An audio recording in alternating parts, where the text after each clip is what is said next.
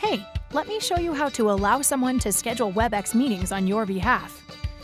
If you need to schedule a meeting and are either unable to reach a computer or you have another person manage your calendar, you can delegate someone else to schedule the meeting for you.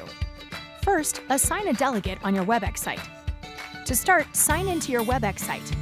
Select Preferences, followed by Scheduling. In the Scheduling Permission box, enter the email address of one or more hosts you'd like to allow to schedule meetings on your behalf. Select Save. If you are scheduling on someone's behalf, you can do the following. From your dashboard, select Schedule a Meeting.